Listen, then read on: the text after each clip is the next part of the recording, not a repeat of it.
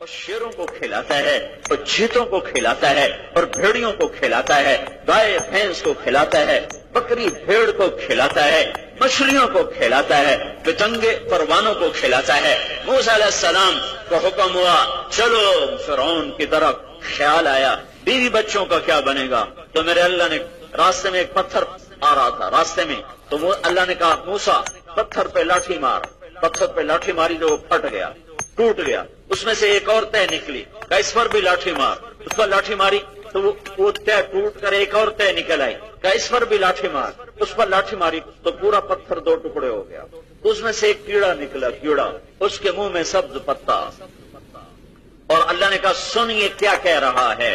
سنیے کیا کہہ رہا ہے۔ تو موسیٰ علیہ السلام بیٹھے اور کان لگائے تو کیڑا کہہ رہا تھا سبحان من یرانی، کیا تو پاک ذات ہے جو مجھے ہر وقت دیکھتا ہے،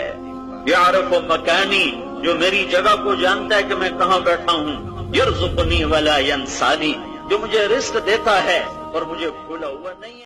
بسم اللہ الرحمن الرحیم۔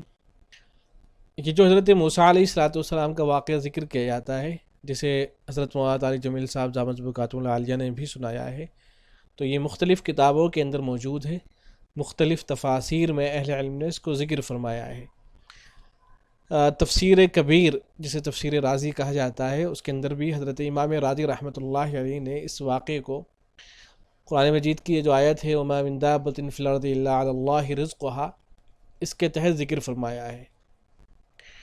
لکھتے ہیں کہ روی ان موسیٰ علیہ السلام عند نزول الوحی علیہ تعلق قلبه بأحوال أهله فأمره الله تعالى أن يضرب بعصاه على صخرة فانشقت وخرجت صخرة ثانية ثم ضرب بعصاه عليها فانشقت وخرجت صخرة ثالثة ثم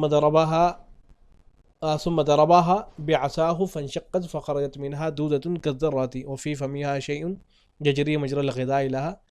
ورفع الحجاب عن سمع موسى عليه السلام فسمع الدودة تقول سبحان من يراني ويسمع كلامي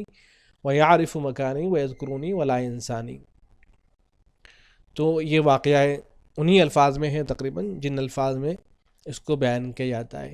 اب رہا یہ مسئلہ کہ اس واقعے کو بیان کیا جا سکتا ہے یا نہیں، تو اس سلسلے میں جو دارالفتاء الاخلاص نے ذکر کیا ہے اس کو میں نقل کر دیتا ہوں۔ دارالفتاء الاخلاص یہ معتبر جو دارالفتاء ہیں انہی میں سے ہے۔ تو ان حضرات نے خلاصے کے طور پر لکھا ہے،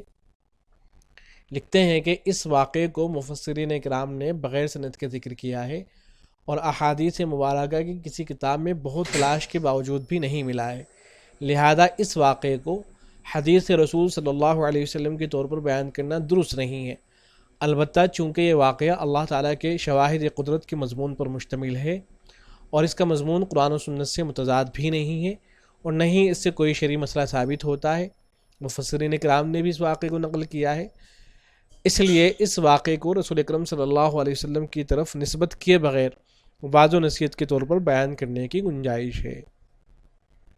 تو بہرحال اس واقعے کو بیان کیا جا سکتا ہے، البتہ یہ نہ کہا جائے کہ یہ بات حدیث کے اندر آئی ہے۔